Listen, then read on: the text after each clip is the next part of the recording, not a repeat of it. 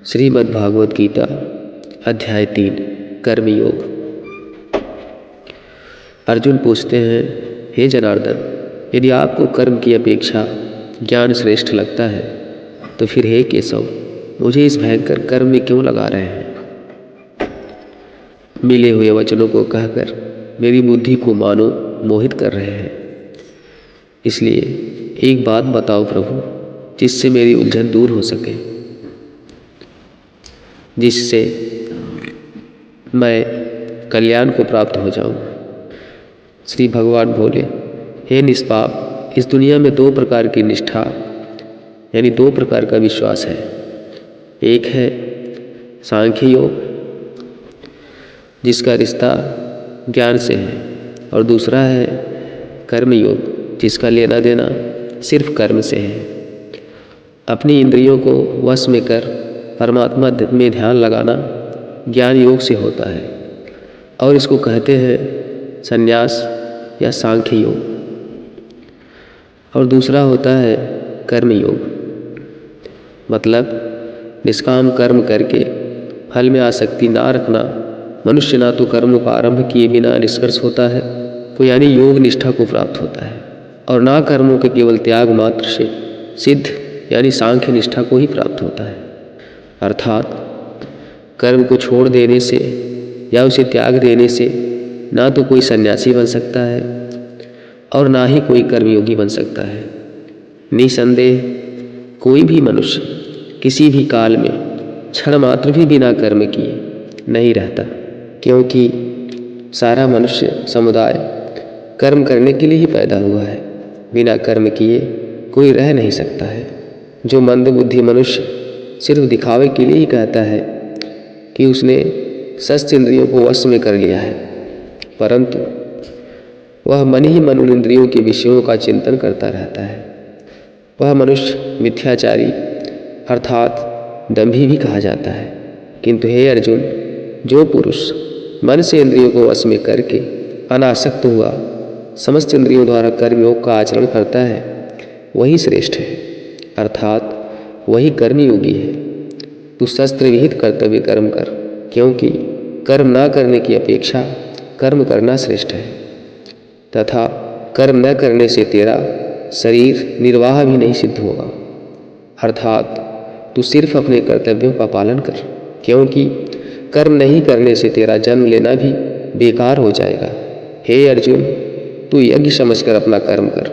जिस प्रकार यज्ञ समाज और प्रजा की भलाई के लिए किया जाता है, उसी तरह तू इस युद्ध को यज्ञ समझकर अर्थात अपना कर्तव्य समझकर कर्म कर। प्रजापति ब्रह्मा ने इस दुनिया की शुरुआत में यज्ञ को रचकर अपनी जनता को कहा कि तुम लोग इस यज्ञ के द्वारा वेदी को प्राप्त हो, और यह यज्ञ तुम लोगों को इच्छित भोग प्रदान करने वाला हो। यज्ञ एक तरीके से हमें रास्ता दिखाता है, हमें कर्म करना सिखाता है। ब्रह्मा कहते हैं कि यज्ञ के द्वारा देवताओं को खुश करना चाहिए, और फिर वे देवता खुश होकर के हम सबकी भलाई करेंगे। इस प्रकार निस्वार्थ भाव से एक दूसरे को उन्नत करने हुए तुम लोग परम कल्याण को प्राप्त हो जाओगे। यज्ञ करके जब आप देवताओं की पूजा करते हैं तो वह बिना मांगे ही आपकी सारी इच्छाओं को पूरा कर देते हैं। लेकिन जो यज्ञ नहीं करता, उस यज्ञ से देवताओं को प्रणाम नहीं करता, लेकिन फिर भी अपनी इच्छाओं को पूरा करना चाहता है, उसे चोर समझना चाहिए। अर्थात बिना कर्म किए कोई चाहता है कि उसे सब कुछ मिल जाए, तो उसे चोर ही तो समझना चाहिए। यज्ञ से बचे हुए अन्न को खाने वाले श्रेष्ठ पुरुष सब पापों से मुक्त हो जाते हैं, और जो पापी लोग अपना शरीर पोषण करने के लिए ही अन्न पकाते हैं, वे तो पाप को ही खाते हैं। अर्थात जो लोग ईश्वर को याद किए बिना अपने जिंदा रहने में ही लगे रहते हैं, उन्हें चोर समझना चाहिए। अगर अन्न खत्म हो जाए तो सब खत्म हो जाएंगे। संपूर्ण प्राणी अन्न से उत्पन्न होते हैं। अन्न की उत्पत्ति वृष्टि से होती है, यानी कि बारिश, और बारिश यज्ञ से होती है, और यज्ञ कर्मों से होते हैं, और कर्म की उत्पत्ति वेद से। हमारी संस्कृति का सारा ज्ञान वेद से ही तो आया है, और वेद परम पिता परमात्मा से उत्पन्न हुआ है। इससे सिद्ध होता है कि यज्ञ और ईश्वर में सीधा संबंध है। हे पार्थ, जो पुरुष परंपरा से नहीं चलता, सृष्टि चक्र के नियमों का पालन नहीं करता, अर्थात अपने कर्तव्य का पालन नहीं करता, वह इंद्रियों के द्वारा भोगों को भोगने वाला पापी पुरुष व्यर्थ ही जीता है। परंतु जो मनुष्य आत्मा में ही रण करने वाला और आत्मा में ही तृप्त तथा आत्मा में ही संतुष्ट हो, उसके लिए कोई कर्तव्य नहीं। आत्मा का मतलब यहाँ सबसे बड़ा सच है, और जो सत्य को समझता है, सत्य में ही खुश होकर सत्य में ही रहता है, उसके लिए कोई कर्तव्य नहीं है। लेकिन ऐसा कोई लाखों करोड़ों में एक होता है। उस महापुरुष का इस विश्व में ना तो कर्म करने से कोई प्रयोजन रहता है और ना कर्मों के ना करने से कोई प्रयोजन रहता है, तथा संपूर्ण प्राणियों में भी इसका स्वार्थ से कोई संबंध नहीं। कहने का सीधा मतलब है, जिसे परमात्मा मिल चुका है वह कोई और दूसरा कर्म क्यों करे। इसलिए तू निरंतर आसक्ति से रहित होकर, अर्थात अपनी इच्छा को त्याग कर सदा कर्तव्य कर्म को भली भांति करता है, क्योंकि आसक्ति से रहित होकर कर्म करता हुआ मनुष्य परमात्मा को प्राप्त हो जाता है। बहुत से ऐसे लोग हैं जो कर्म करते हुए ही परम सिद्धि को प्राप्त हुए थे। जनक आदि ज्ञानी जन भी आसक्ति रहित कर्म द्वारा ही परम सिद्धि को प्राप्त हुए थे। इसलिए तुझे कर्म करना ही उचित है। श्रेष्ठ पुरुष जो आचरण करता है, अन्य पुरुष भी वैसा ही आचरण करते हैं। वह जो कुछ प्रणाम देता है, समस्त मनुष्य समुदाय उन्हीं के पद चिन्हों पर अपने रास्ते चुनता है। इसलिए सज्जन व्यक्तियों को सदैव अच्छा व्यवहार करना चाहिए। हे अर्जुन, मेरा इन तीनों लोकों में ना तो कुछ कर्तव्य है और ना ही कोई वस्तु प्राप्त करने की योग्य है, फिर भी मैं कर्म में ही बरत हूँ, अर्थात मैं भी कर्म करते हुए अपने कर्तव्य का निर्वाह करता रहता हूँ। श्री भगवान कहते हैं, हे पार्थ, यदि मैं कर्मों को करने में सावधानी न बरतूँ तो बड़ा अनर्थ हो जाएगा, क्योंकि मनुष्य सब प्रकार से मेरे ही मार्ग का अनुसरण करते हैं। इसलिए यदि मैं कर्म ना करूं तो यह सब मनुष्य नष्ट भ्रष्ट हो जाएंगे और मैं सक्ता का करने वाला हो जाऊंगा तथा इस समस्त प्रजा को नष्ट करने वाला बन जाऊंगा। हे भारत, जिनमें समझ नहीं होती वह कर्म में आसक्त होकर कर्म करते हैं। आसक्ति रहित विद्वान को भी चाहिए कि वह भी लोगों को सही दिशा दिखाने के लिए उसी प्रकार कर्म करे। जो ज्ञानी है, जिन्हें ईश्वर की सच्चाई मालूम हो चुकी है, उनकी यह जिम्मेदारी बन चुकी है कि उनके काम करने के तरीके से कहीं किसी और के मन में काम करने के प्रति आस्थाजनों के लिए जरूरी है वह ऐसा उदाहरण सामने रखें जिससे हर कोई अपना कर्म, अपना कर्तव्य करने के लिए प्रेरित हो।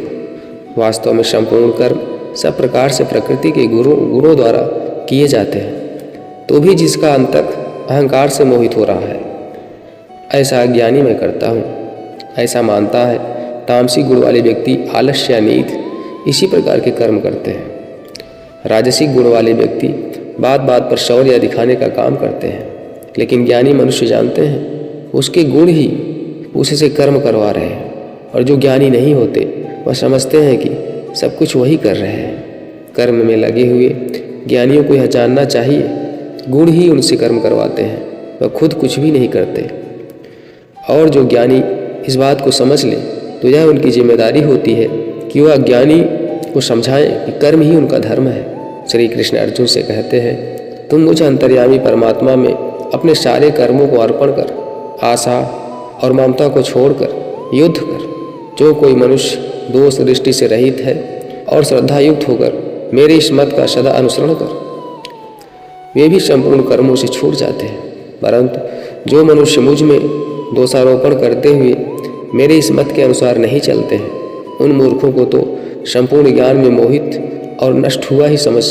इस प्रकार उपनिषद, ब्रह्मा विद्या तथा योग शास्त्र रूप श्रीमद् भागवत गीता के श्री कृष्ण अर्जुन संवाद में कर्मयोग नाम का 3रा अध्याय संपूर्ण हुआ। श्रीमद् भागवत गीता अध्याय 4 ज्ञान कर्म संन्यास योग। दोस्तों, जिस प्रकार कहावत है कि नेकी कर दरिया में डाल, ठीक उसी प्रकार कर्म का ज्ञान कहता है कि कर्म कर और उसे भगवान को समर्पित कर दे। गीता के 4थे अध्याय में श्री भगवान ज्ञान कर्म और संन्यास योग के बारे में बताएंगे। तो चलिए सुनते हैं भागवत गीता का अध्याय 4 ज्ञान कर्म। न्यास योग। श्री भगवान बोले, मैंने इस अविनाशी योग को सूर्य से कहा था। सूर्य ने अपने पुत्र मनु से कहा और मनु ने अपने पुत्र राजा इवाक से कहा, हे परंतपा से प्राप्त इस योग को राजर्षि हूँ ने जाना, किंतु उसके बाद योग बहुत काल से इस पृथ्वी लोक में लुप्त हो गया। तू मेरा भक्त और प्रिय सखा है, इसलिए यह पुरातन योग आज मैंने तुझको कहा है, क्योंकि यह बड़ा ही उत्तम रहस्य है, अर्थात गुप्त रखने योग्य विषय है। अर्जुन बोले, आपका जन्म तो अभी हाल का है और सूर्य का जन्म बहुत पुराना है, अर्थात कल्प के आदि में हो चुका था। तब मैं इस बात को कैसे समझूं कि आप ही ने कल्प के आदि में सूर्य से यह योग कहा है। श्री भगवान बोले, परम तप अर्जुन, मेरे और तेरे बहुत से जन्म हो चुके हैं, उन सबको तू नहीं जानता, किंतु मैं जानता हूँ। मैं अजन्मा और अविनाशी स्वरूप होते हुए भी तथा समस्त प्राणियों का ईश्वर होते हुए भी अपनी प्रकृति को अधीन करके अपनी योग्य माया से प्रकट हुआ हूँ। हे भारत, जब जब धर्म की हानि और अधर्म की वृद्धि होती है, तब तब मैं अपने रूप को रचता हूँ, अर्थात साकार रूप से लोगों के सम्मुख प्रकट होता हूँ। साधु पुरुषों का उद्धार करने के लिए, पाप करने वालों का विनाश करने के लिए और धर्म की अच्छी तरह से स्थापना करने के लिए मैं युग युग में प्रकट हुआ करता हूँ। हे अर्जुन, मेरे जन्म और कर्म दिव्य हैं, अर्थात निर्मल और अलौकिक हैं। इस प्रकार जो मनुष्य इस तत्व को अच्छे से जान लेता है, वह शरीर को त्याग कर फिर जन्म को प्राप्त नहीं होता, किंतु मुझे ही प्राप्त होता है। पहले भी जिनके राग, भय और क्रोध सर्वथा नष्ट हो गए थे और जो मुझ में अनन्य प्रेम पूर्वक स्थिर रहते थे, ऐसे मेरे आश्रित रहने वाले बहुत से भक्त उपरयुक्त ज्ञान रूपी ताप से पवित्र होकर मेरे स्वरूप को प्राप्त हो चुके हैं। हे अर्जुन, जो भक्त मुझे जिस प्रकार भजते हैं, मैं भी उनको उसी प्रकार भजता हूँ, क्योंकि सभी मनुष्य सब प्रकार से मेरे ही मार्ग का अनुसरण करते हैं। इस मनुष्य लोक में कर्मों के फल को चाहने वाले लोग देवताओं का पूजन किया करते हैं, क्योंकि उनको कर्मों से उत्पन्न होने वाली सिद्धि शीघ्र मिल जाती है।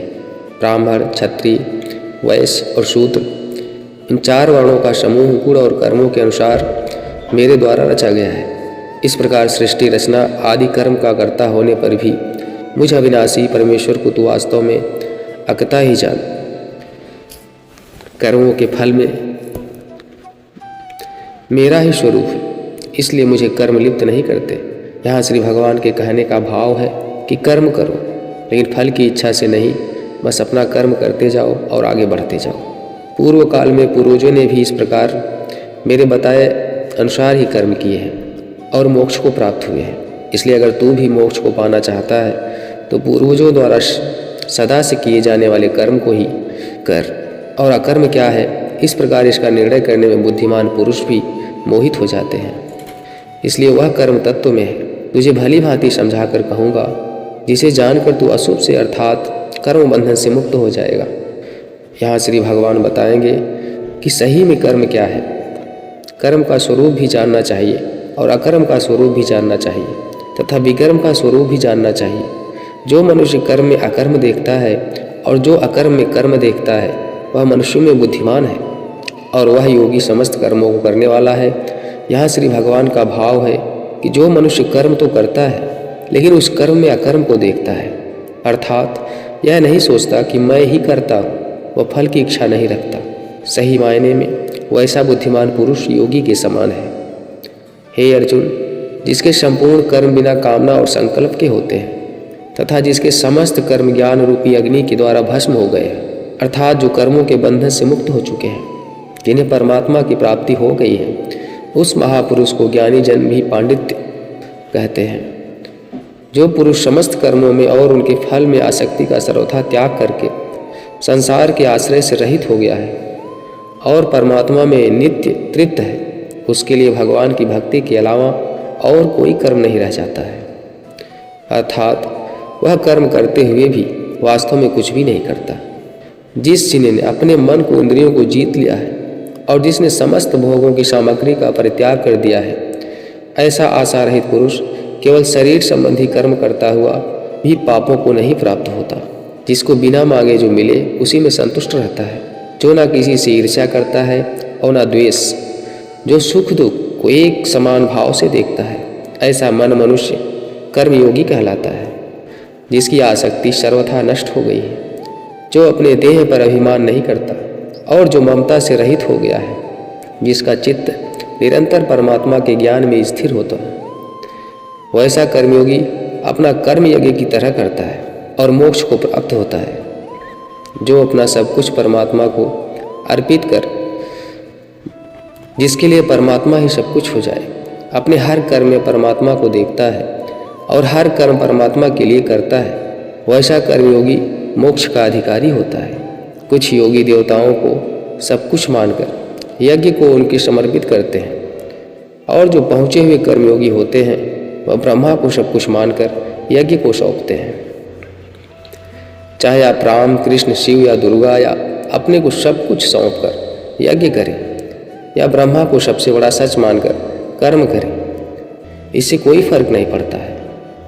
बस यह याद रखना है कि आपका कर्म भी एक यज्ञ है, जिसमें आप उस ईश्वर को अपना सब कुछ सौंप कर बस काम में लग जाते हैं। जो योगी होते हैं वह अपने संयम की आग में अपनी इंद्रियों को अर्थात अपनी इच्छाओं को डालकर भस्म कर देते हैं, और जो योगी नहीं होते हैं वह ठीक उसका उल्टा करते हैं। वह अपना सब कुछ इन इंद्रियों में भस्म कर देते हैं, अर्थात अपनी इंद्रियों का गुलाम बन जाते हैं। अपनी इंद्रियों को वश में करने का सबसे बड़ा तरीका है ज्ञान। ज्ञान से ही योगी लोग अपने मन को नियंत्रण में करते हैं। जब भी कोई बुरा विचार आता है तो उनका ज्ञान ही उसे बताता है कि उनका लक्ष्य यह नहीं है। कई पुरुष द्रव्य संबंधी यज्ञ करने वाले हैं, कितने ही तपस्या रूप यज्ञ करने वाले हैं, तथा दूसरे कितने ही योग रूपी यज्ञ करने वाले हैं। कितने ही अहिंसा आदि तीक्ष्ण बातों से युक्त यत्नशल पुरुष स्वाध्याय रूप ज्ञान यज्ञ करने वाले हैं। इसलिए अपना यज्ञ चुनकर कर्म करें। दूसरे कितने ही योगी अप्राम प्राणवायु को हवन करते हैं, वैसे ही अन्य योगी जन प्राणवायु में अपना वायु को हवन करते हैं, तथा अन्य कितने ही नियमित आहार करने वाले प्राणायाम परायण पुरुष प्राण और अपान की गति को रोककर प्राणों को प्राणों में ही हवन किया करते हैं। यह सभी साधक यज्ञों द्वारा पापों का नाश कर देने वाले और यज्ञ को जानने वाले हैं। प्राण का अर्थ है सांस अंदर खींचना और अप्राम का अर्थ है सांस को छोड़ना। कौन कितना पहुंचा हुआ योगी है उसकी अलग अलग अवस्था होती है। यहाँ श्री भगवान यही समझा रहे हैं, हे कुरुश्रेष्ठ अर्जुन, यज्ञ से बचे हुए अमृत का अनुभव करने वाले योगी जन सनातन परम ब्रह्मा परमात्मा को प्राप्त होते हैं, और यज्ञ ना करने वाले पुरुष के लिए तो यह मनुष्य लोक भी सुखदायक नहीं है। फिर परलोक कैसे सुखदायक हो सकता है? यज्ञ करने के बाद जो बचता है उसे श्री कृष्ण अमृत बता रहे हैं, और यह अमृत सीधे भगवान तक ले जाता है। यहाँ यज्ञ को आप कर्म भी समझ सकते हैं। कर्म करने के बाद जो उसका फल हो उसे भगवान आशीर्वाद समझ उसमें संतुष्ट होकर अगले अगले कर्म में लग जाना चाहिए। इसी प्रकार और भी बहुत तरह के यज्ञ वेद की वाणी में विस्तार से कहे गए हैं। उन सबको तू मन, इंद्रियां और शरीर की क्रिया द्वारा संपन्न होने वाला जान। इस प्रकार तत्व से जानकर उनके अनुष्ठान द्वारा तू कर्म बंधन से सर्वथा मुक्त हो जाएगा, अर्थात तू परमात्मा को प्राप्त हो जाएगा। हे अर्जुन, आहुति चढ़ाकर किए गए यज्ञ की अपेक्षा ज्ञान यज्ञ अत्यंत श्रेष्ठ है। ज्ञान यज्ञ वह है जिसमें अपनी इंद्रियों को वश में रखते हैं, अपनी सांसों पर नियंत्रण रखते हैं। कर्म तो करते हैं लेकिन फल की इच्छा नहीं रखते हैं। यह सब ज्ञान यज्ञ ही तो है। ज्ञान यज्ञ हमें सीधे ईश्वर से साक्षात्कार कराता है, हमें उनसे जोड़ता है। उस ज्ञान को तू तत्वदर्शी ज्ञानियों के पास जाकर समझ। उनको भली भांति दंडवत प्रणाम करने से, उनकी सेवा करने से और कपट छोड़कर सरलता पूर्वक प्रश्न करने से वे परमात्मा तत्व को भली भांति जानने वाले ज्ञानी महात्मा तुझे उस तत्व ज्ञान का उपदेश देंगे, जिसको जानकर फिर तू इस प्रकार मोह को नहीं प्राप्त होगा। तथा हे अर्जुन, उस ज्ञान को प्राप्त करके उस पर अमल करके तू परमात्मा को प्राप्त हो जाएगा। यदि तू अन्य सब पापियों से भी अधिक पाप करने वाला है तो तू भी ज्ञान रूप नाव द्वारा परमात्मा की भक्ति करके पाप रूपी समुद्र से तर जाएगा। क्योंकि हे अर्जुन, जैसे प्रज्वलित अग्नि ईंधन को भस्म कर देता है, वैसे ही ज्ञान रूप अग्नि संपूर्ण कर्मों को भस्म कर देता है और मनुष्य परमात्मा को प्राप्त हो जाता है। इस संसार में ज्ञान के समान पवित्र करने वाला निसंदेह कुछ भी नहीं है। उस ज्ञान को कितने ही काल से कर्मयोग के द्वारा मनुष्य अपनी मृत्यु के पश्चात अगले जन्म में अपने आप ही आत्मा में पा लेता है और वह मनुष्य फिर से कर्मयोग में लग जाता है। अर्थात ज्ञान कभी नष्ट नहीं होता। जिसने अपनी इंद्रियों को जीत लिया है वह मनुष्य ज्ञान को प्राप्त होता है और भगवान की प्राप्ति कर परम शांति को प्राप्त होता है। विवेकहीन और श्रद्धा रहित और संशय युक्त मनुष्य इस ज्ञान को कभी प्राप्त नहीं कर पाता। ऐसे संशय युक्त मनुष्य के लिए ना यह लोक है ना परलोक है और ना सुख ही है। हे धनंजय, जिसने कर्म योगी की विधि से समस्त कर्मों को परमात्मा में अर्पण कर दिया है और जिसने विवेक द्वारा समस्त संशय का नाश कर दिया है, ऐसे वश में किए हुए मन वाले पुरुष को कर्म नहीं बाधते और वह सीधे परमात्मा को प्राप्त होते हैं। इसलिए हे भरतवंशी अर्जुन, तू हृदय में स्थित इस अज्ञान जनित अपने संशय का विवेक ज्ञान रूप तलवार द्वारा छेद करके समस्त रूप कर्म योग में स्थित हो जा और युद्ध के लिए खड़ा हो जा। इस प्रकार उपनिषद, ब्रह्मा विद्या तथा योग शास्त्र श्री मद्भागवत गीता के श्री कृष्ण अर्जुन संवाद में ज्ञान कर्म संन्यास योग नाम का चौथा अध्याय संपूर्ण हुआ। दोस्तों, आज इस वीडियो में हम आपको तीसरा और चौथा 2 अध्याय का हमने विवरण दिया हुआ है। आज के लिए बस इतना ही। हम फिर पांचवा अध्याय लेके आपको अगले वीडियो में मिलते हैं। तब तक के लिए आपसे अनुमति चाहते हैं। अपना ख्याल रखिएगा। जय श्री कृष्ण, जय सिया राम।